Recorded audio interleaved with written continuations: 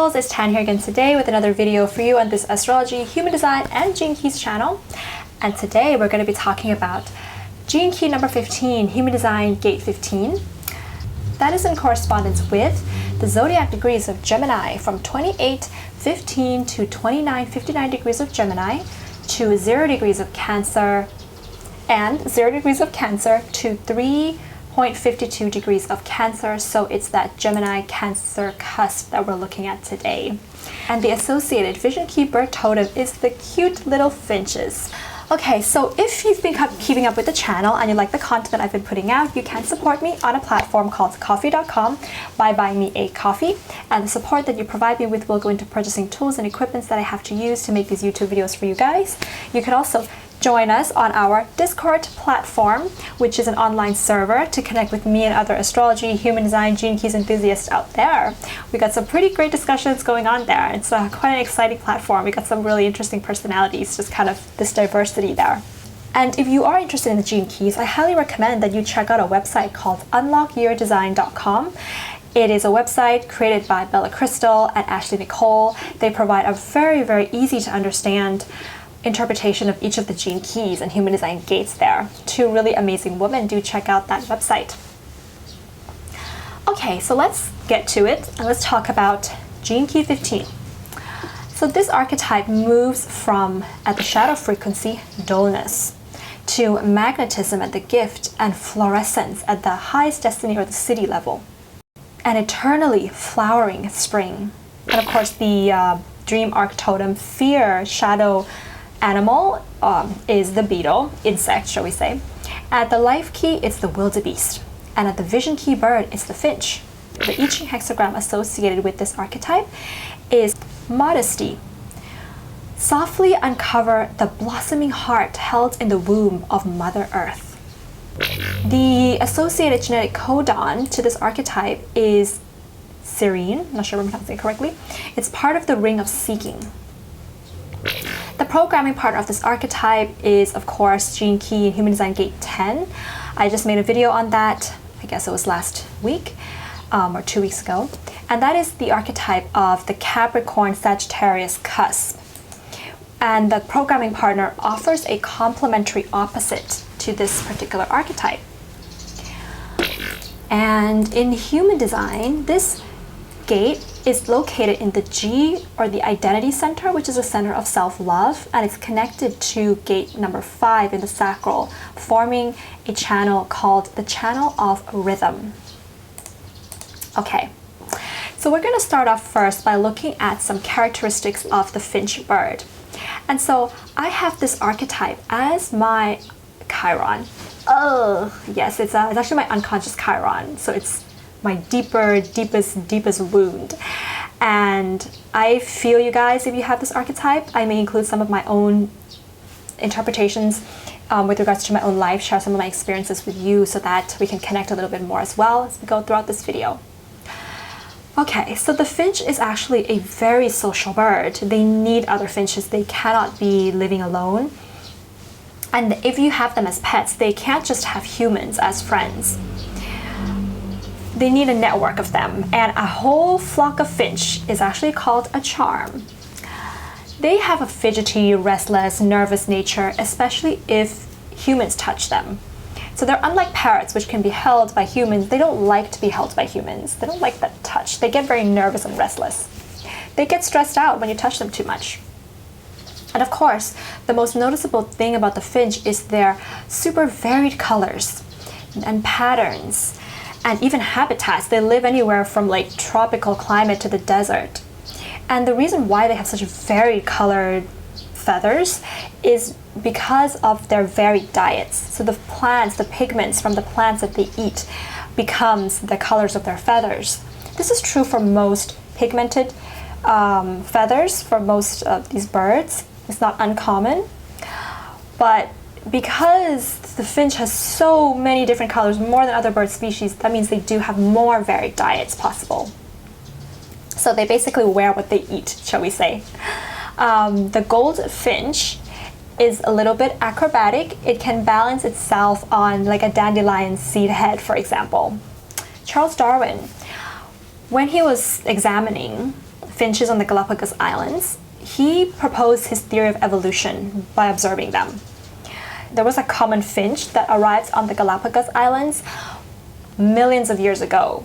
And out of that one species, they evolved into 14 different species of finches. And they can be differentiated based on their beak with regards to what they eat. So like a stronger beak will be a finch species. You know, they will be eating nuts where they have to actually break the nuts, for example. And fruit-eating finches have a different type of beak. So this helped Darwin to form his theory of evolution. But there's also this theory, right? Survival of the fittest is what caused the theory of evolution. So we can see how the finch adapted to their survival. When we are feeling, overwhelmed by negativity in our lives, the finch is being called for as a spirit animal to help us get through those times by bringing in some happiness into our lives. The flight patterns of the finches are very interesting. They don't fly like most birds from point A to B, but they prefer to twist and turn in the air in a kind of dance pattern for no purpose, really, rather than just pure enjoyment before they can get to their destination. And there's so many interesting facts about the finches. The finch mothers or fathers like to feed their youngs rather than feeding their youngs with like insects. Like most other birds do, they would feed their youngs with regurgitated seeds. So they would get to eat seeds right when they were born. So another message of the finches here could be that they like greens and that they really are about nourishing the body with natural, organic green stuff, green goodies from the earth. So if you have this archetype, some of your traits may be that you are going to be very in touch with your inner wild feminine.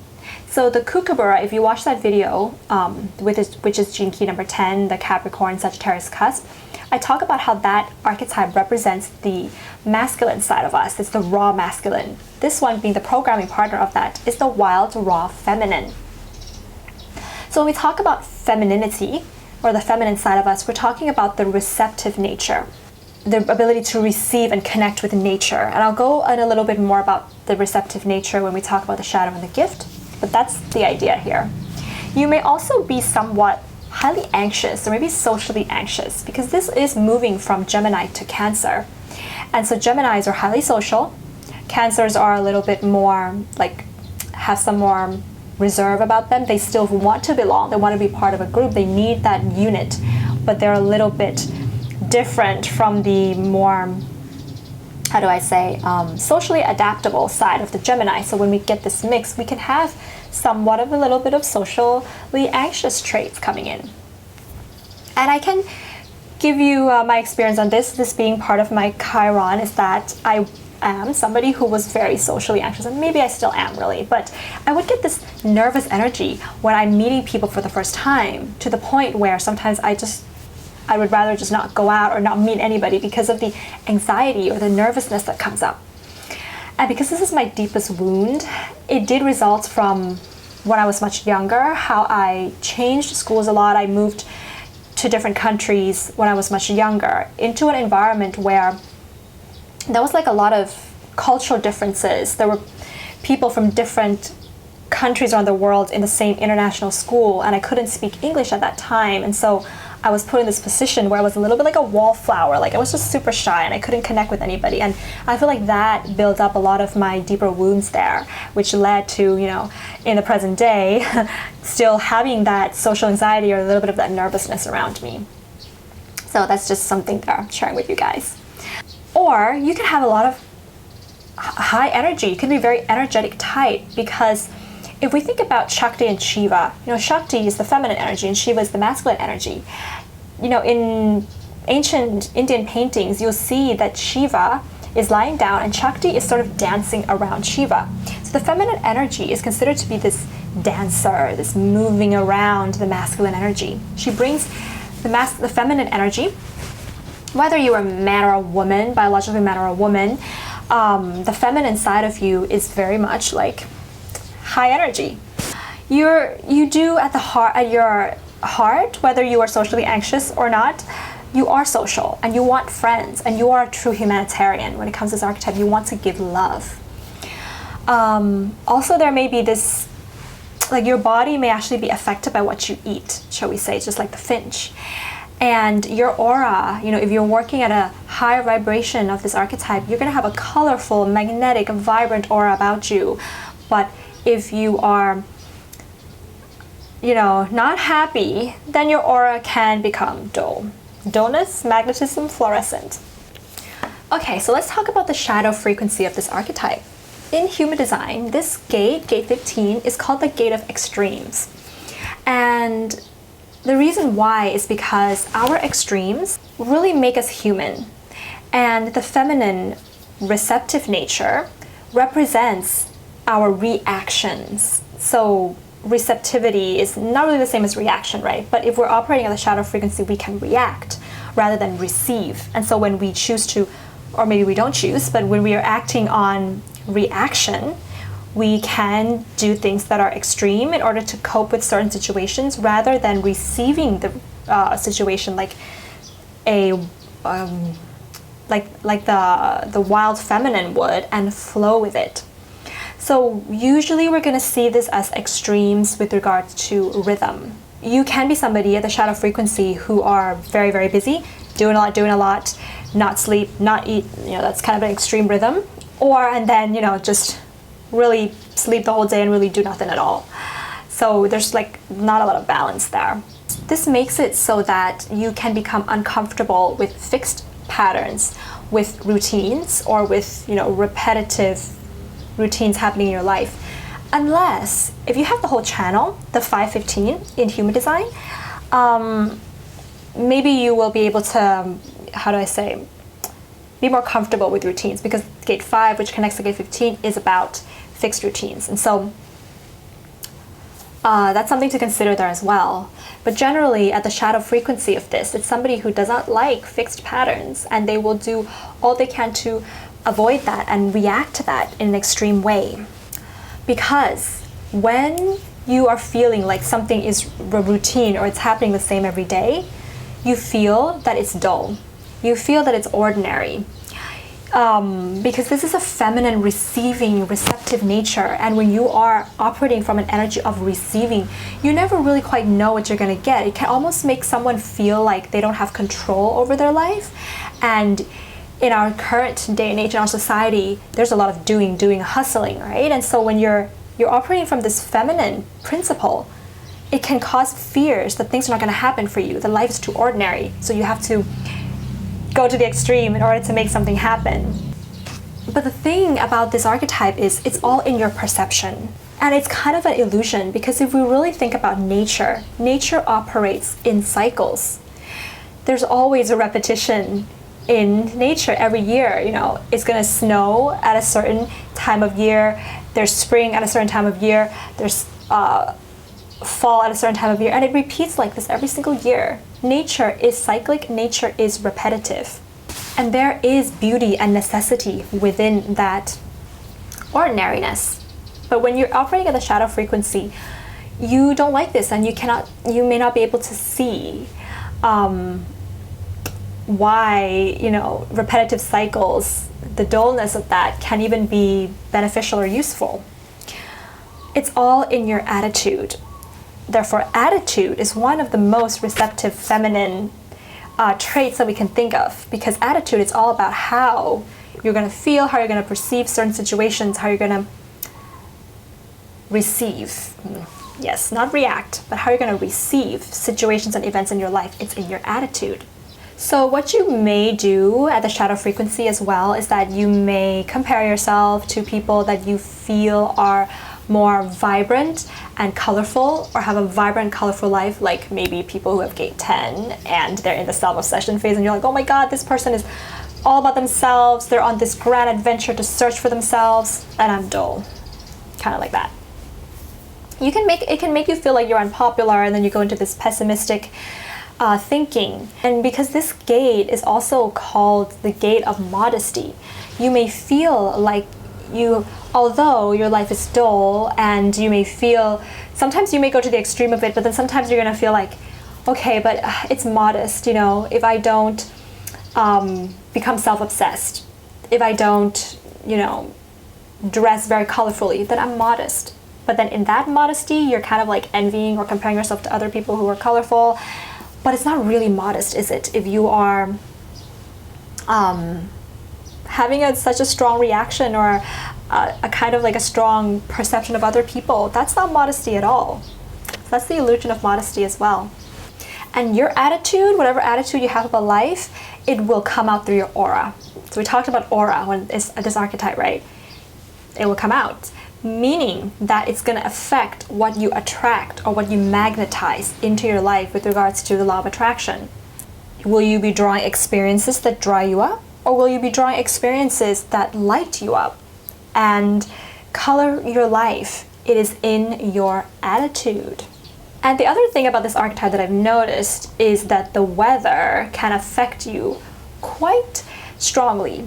So the weather is like really one of those things that we just can't control no matter what we try to do. It's really, and this is not just for feminine archetypes, this is for everybody, right? We have to be receptive to the weather. We have to work with the weather. We can't make it rain whenever we want. So if you have this archetype, you can be moody, you may have changes in, you know, your, and I can testify for this. I hate it when it rains and I get a little bit moody, but I'm working with it.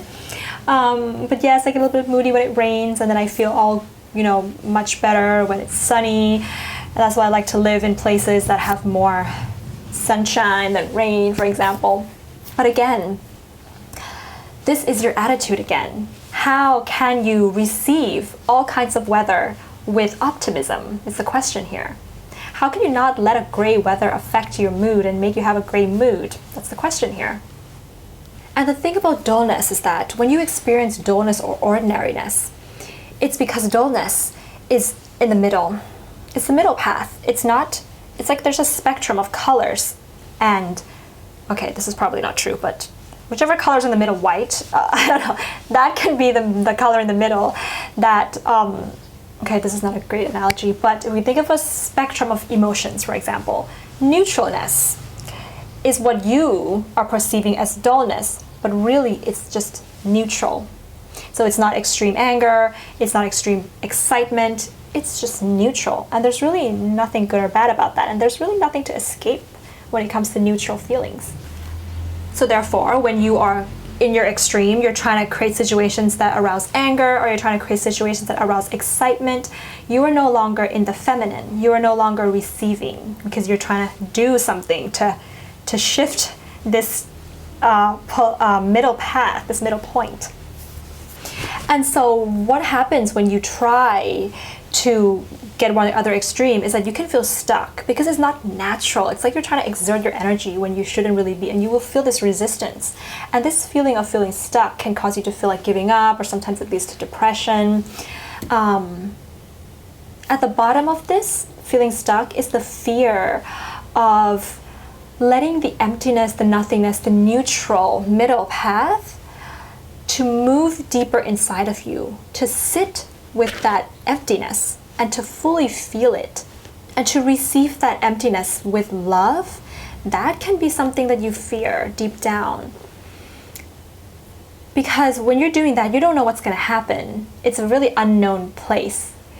If you're trying to stir up a situation to feel excitement, you know what's going to happen. You're going to feel excited.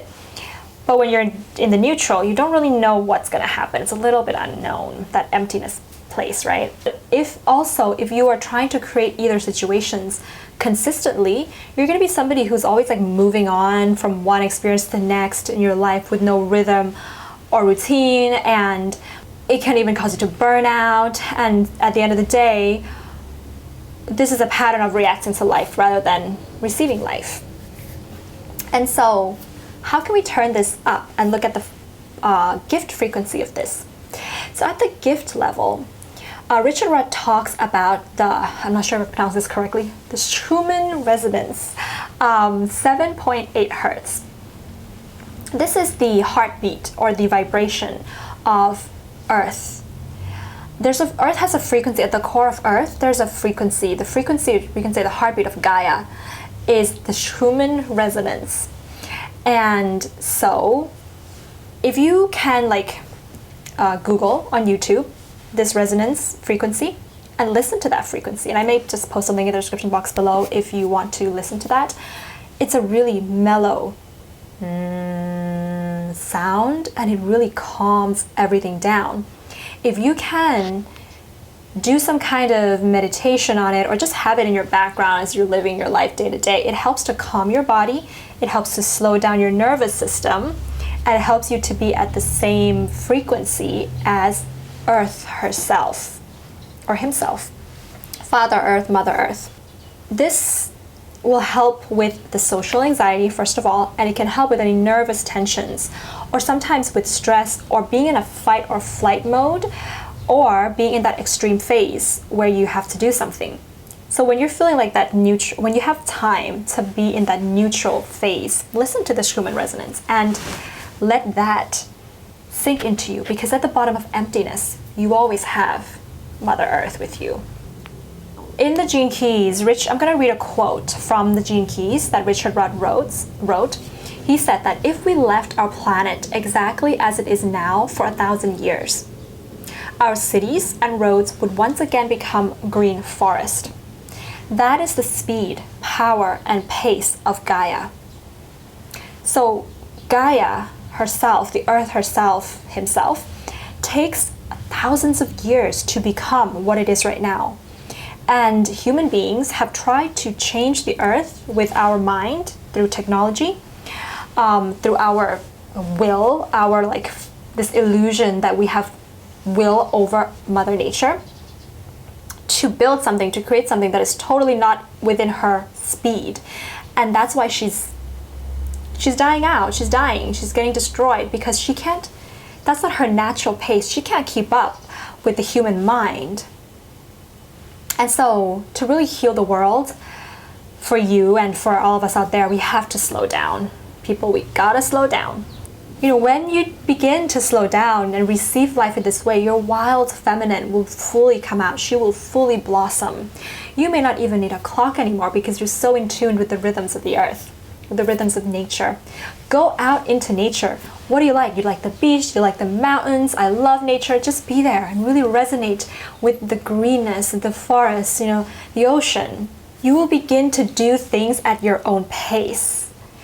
And then when you do things at your own pace, you can magnetically attract the right things at the right time through your receptivity to, first of all, it's going to be receptivity to Mother Earth, but because you are made of the earth, you're going to be receptive to your own natural rhythms and your own natural body. So you still not want that fixed routine, but you're also not going to push to have extremes in your routine, because you don't want the fixed routine, which is coming out of fear. But you'll just be in your own natural energy no matter what is going on out there. And so that is why, you know, for me, I really don't like routine, guys. I used to be an English teacher before this. For 6 years I was teaching English. And one of the hardest things for me to do was not dealing with kids, was not checking all the essays. It was not like planning for lessons. It was being in class on time that killed me. That just kills me, to be like, somebody has set a schedule for me that is not in my own natural body rhythm, and I have to be there exactly on time or a little bit before time, and it's not even a schedule that I set. And so that's and it was really hard for me to talk to people about this, because if a lot of people don't understand this, they're like, okay, that's the schedule, just follow it. But I'm like, I can't. But now it's like, because I'm the person to run Tan Astrology, I get to set my own schedule and own timetable, and sometimes I don't set any schedule and timetable. I just really listen to my body and what my body wants. When does it want to do a reading? When does it want to upload a YouTube video? And just go with that. And it's funny, because there is a consistency to my natural body rhythm. There is cycles, there is like particular routines that the body actually wants to do. But I don't even have to try, and I don't have to follow anybody else's schedule for my body. So, you know, this may be something that you can feel if you're working with it correctly, right? So yeah. And I want to give you a quick metaphor, because when you get to this level, your attitude about a lot of things in life can begin to shift as well, because like we talked about, a lot of it has to do with attitude. Think about, there you have a glass of water. Oh, I have a glass of water here. And it's half filled up, okay? The typical, you know, the glass is half full, half empty question. And you ask a person who has this archetype, at the shadow frequency, is the glass half full or half empty? And the person's going to say it's going to be half empty. When you ask a person at the gift, or maybe the city level, is the glass half full or half empty? They will say it's half empty. But there's beauty in it being half empty. Because when it is half empty, you can fill it up with beautiful things. So the emptiness is no longer seen as emptiness. Emptiness is full of potential, full of possibilities, full of new things to put in, to come in. And so that's the perspective shift that we're talking about, this archetype. Yes, your aura can be the law of attraction, shall we say, when you are operating with a positive, optimistic attitude. Like the Finch, your aura will glow. People will see this. They'll be drawn to it. Good, good people, colorful people, vibrant people, they'll be drawn to you. I don't know if you guys have done like energy breathing, like energy work, where you breathe throughout your whole chakra, all the chakras in your body, from the root all the way to the crown. If not, I highly recommend it. This breathing work, this breath work, where you're moving energy throughout your 7 chakras, can cause you to glow, because the aura, you're gonna cause vibrancy within your aura. This is a really good practice as well to add to all the other things in the gift frequency of this archetype. You can even have a larger than life aura, and you have the power at the gift level to influence other people just with your aura, and you have the power to be influenced by others simply through your aura, meaning what you're attracting to you as much as what you're putting off. You are going to be in touch with this love of nature, of plants, of animals, of humanity, and of people. And having gratitude and acceptance, and gratitude meditations are so important if you have this archetype. Like gratitude affirmations are so important. But yes, you're going to have gratitude for just the simple, ordinary things that we see in life. You can see wildness and magic in the most ordinary people or ordinary things, because you can see that the stars are within all things on Gaia. You can see that all opportunities lead to transformation. Okay, so let's turn up this archetype a notch and look at the city or the destiny level.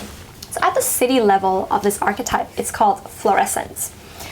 So when your aura keeps expanding, and you get to the gift and you're expanding your aura, you get to a state of flowering. That's what they call it here, flowering. So flowering means that, first of all, it's going to be unpredictable when it's going to happen.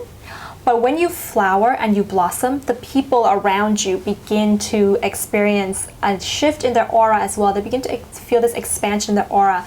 Just like when one flower blooms, the other flowers are going to bloom around it when the timing is right for these other flowers. It's not going to bloom at the same time necessarily, but because it's from the same soil, shall we say, it's influencing each other in a way, eventually other people begin to bloom around you. There's going to be something different about you, like people are maybe telling you like you look different, or you've changed, or there's something different about you because your aura has changed. When your aura expands, and because this is the wild feminine archetype, you are uncontrollable. You can't be controlled with regards to the direction that you want to take in your life, that you want to explore, that you want to grow, that you want to be delighted in without any kind of identification, just simply because your body, your energy tells you that this is what I want to include in my bodily rhythm. You may not even need to, like I talked about, you may not even need to plan how your day is going to go, what you're going to do with your work. You still come out really successful just by simply following your own energy. When you flow, you glow. And this is your service to humanity, because it's a very humanitarian archetype. Your service to humanity is to flow and glow. The darker, heavier aura surrounding you won't have impact or influence on other people. So the opposite of flow would be forced. Okay, when you're forced, yes, when something is forced in your life, whether that's forced and feeling stuck or forced into extreme, you don't glow, you're dull. When you flow, you glow. I don't know if you guys have heard of the prophecy of the Shambhala, but Richard Ross does talk about the Shambhala. The Shambhala is paradise on earth. Okay, so the legend of Shambhala is that there's a land, a place on earth, or maybe it's inside the earth, not sure, but there's a place on earth, that a mystical forest that nobody has ever found. But in Shambhala, it's a place where people are immune to suffering or old age. There's a lot of love there, there's a lot of wisdom there, there's just a lot of happiness there, shall we say. And in Tibetan mythology, the Shambhala plays a very important role because there's a prophecy that the deterioration of mankind will happen because materialism spreading over the earth. And of course, we can see this with this archetype, that when we are rushing Mother Earth, rushing Gaia, then we really deteriorate the earth. So there was in the Tibetan mythologies, this prophecy has already occurred. When this happens around the earth, when there's too much materialism and the earth is kind of deteriorating, there will be kind of like no more place on the earth, and that's when people will begin to attack Shambhala. So the king of Shambhala will come and have this war, or try to, I don't like the idea of war, but in the mythology, it's like he will have this war. His people will have a war against the barbarians, the ones who are trying to take over the earth. So the Shambhala will emerge, shall we say. It will come out again and will kind of vanquish the materialism or the darker forces that are destroying Mother Earth. And so this was a very interesting mythology, because this is, I feel, a representation or a symbolism of the fact that the experience of the consciousness that we have about our Earth, we have to first experience it deep within us, and we have to allow the embracing of the fact that, how our individual bodies have gone against nature, and kind of fight with that, or embrace that, shall we say, give that some love and transform that into an inner Shambhala, an inner place where there's love, there's flow, there's glow, there's optimism, and there's trust in the flow of Mother Nature, before we can see this happening as a collective. This is the flowering process, and when one person flowers with regards to the aura, the law of attraction, the influence, the individual work with regards to that will impact other people in the world. When we experience the shadow frequency, which can mean like our body's really collapsing because it's really going against the earth, the king of Shambhala can be a representative of the fluorescent inside of us that now has to come out, because we can't even live in this body anymore if we've done so much burnout that we've collapsed it. Now we have to really let that eternal spring come out, that fluorescent to come out. So I feel like this is the journey of this particular archetype, this gene key, this human design gate.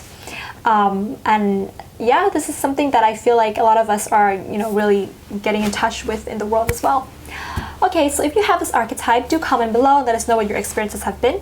Also, do watch your programming partner, which is Gene Key 10, Human Design Gate 10, the Capricorn Sagittarius cusp. And yes, I do readings for astrology, human design, and the gene keys. You can check out my services on my website. And I don't yet know when I'm uploading this video, so if it's before the New Year's, then happy holidays, happy New Year 2021 to all you guys out there, sending you so much love and a freshness and optimism and positivity fluorescent for this coming new year. Bye.